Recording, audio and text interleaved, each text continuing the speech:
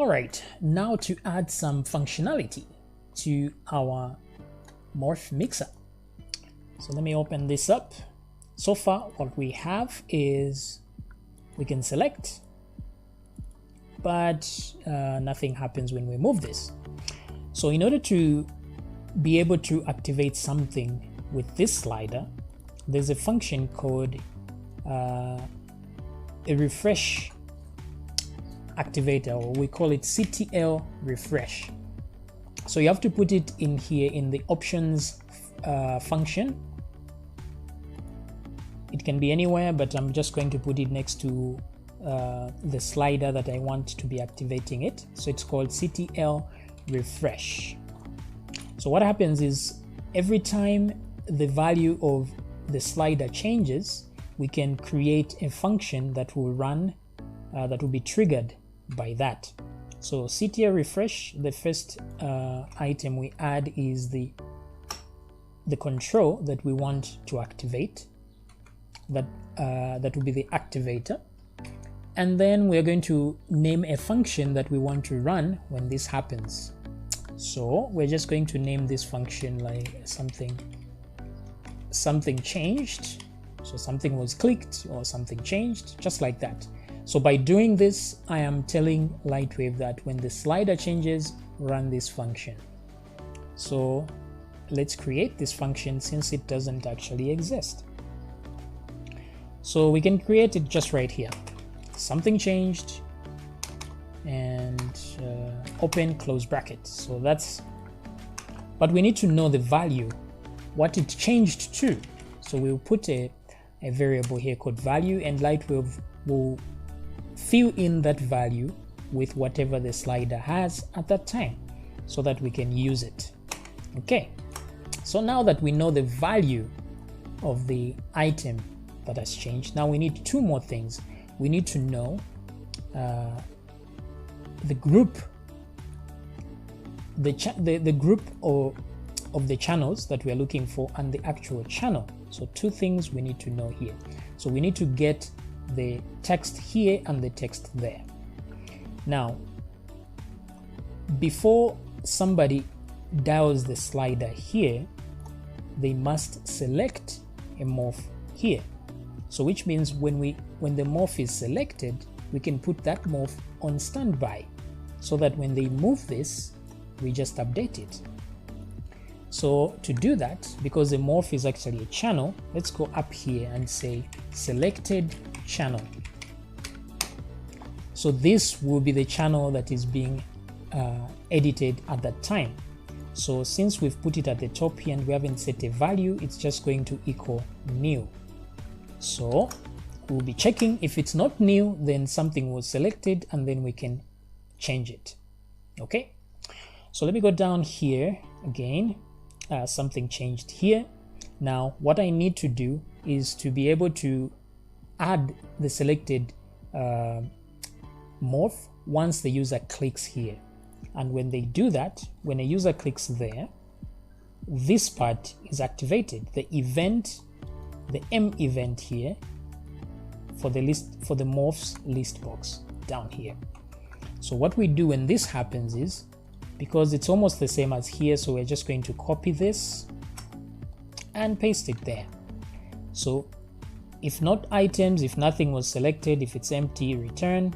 However, if it didn't, if something was selected, we change this to M, because this is the items for this one is M items.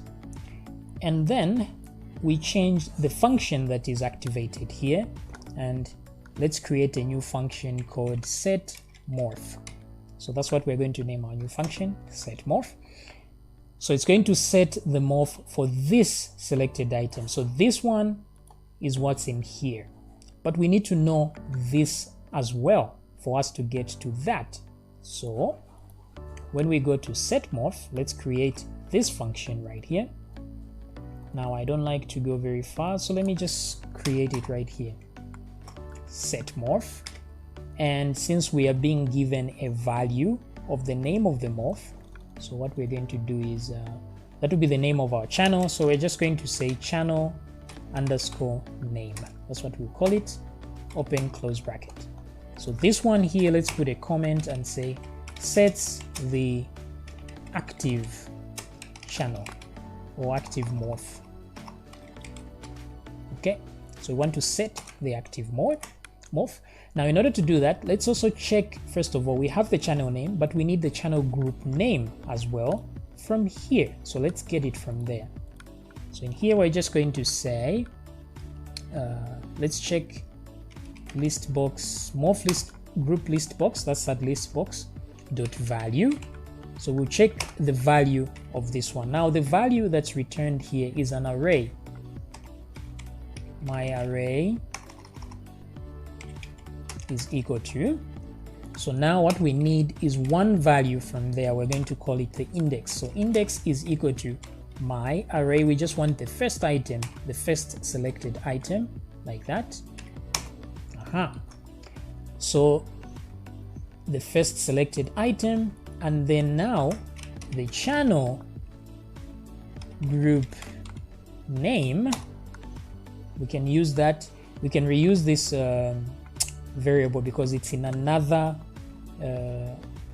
it's being used in another function, so they don't collide. So the channel group name will be equal to, since we have an index now, so we can say LB items, because that's the array that contains the items in here. So we're going to say LB items index.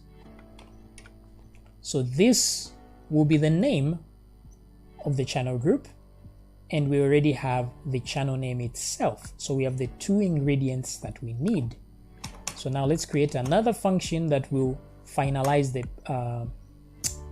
process, and we're going to call it, since this is set morph, let's call it something like set channel, for lack of better words here. Okay, so let's put in the channel group name,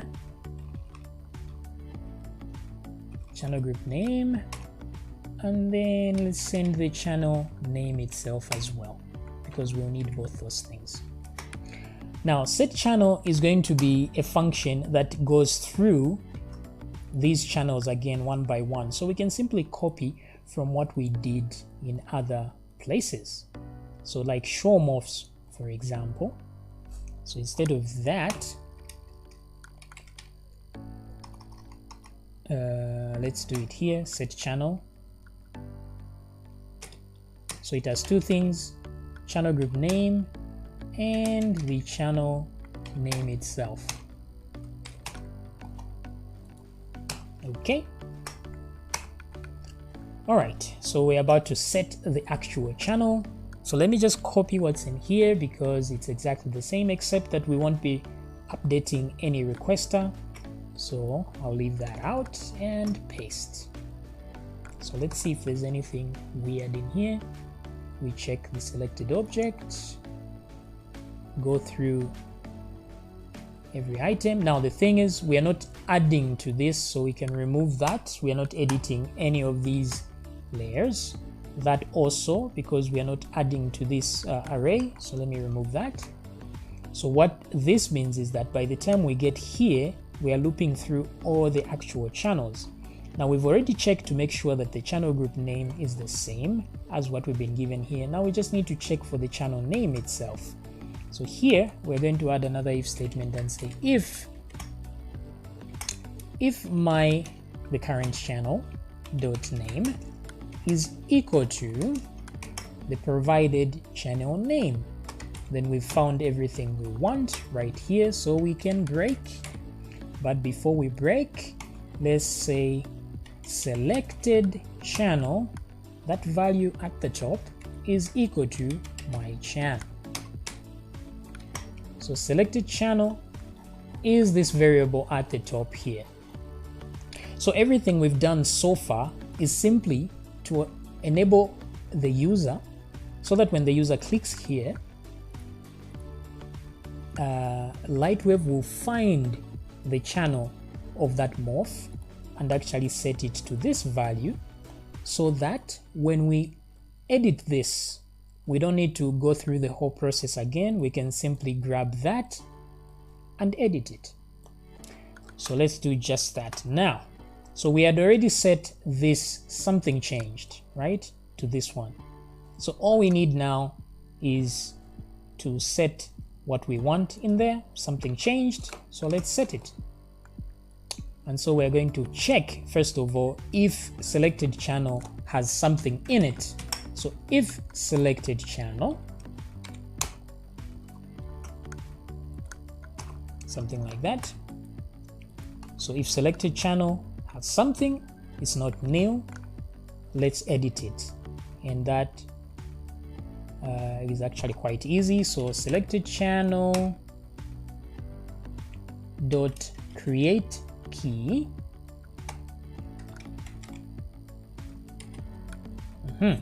Now the value is right there.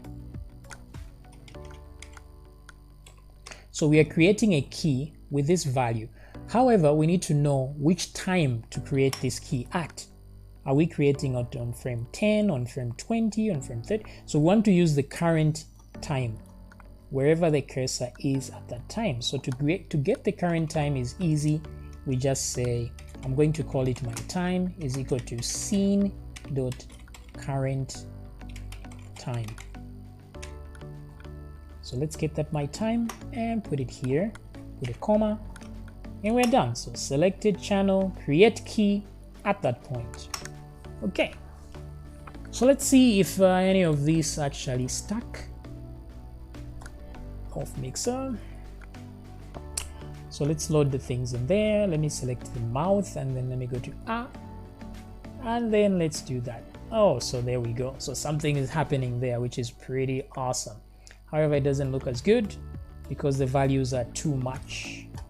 So since this value slider is from -100 to 100, whereas a Morph's maximum value is just 1, that'll be a problem.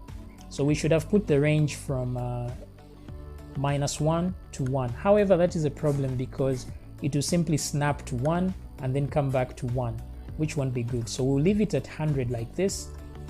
The only thing we can do is inside this value, let's just divide it by 100 so that we get decimal numbers instead. So let me close that, open it again.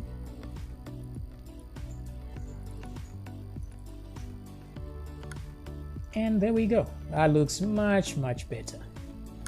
Okay, so we are doing our thing right there.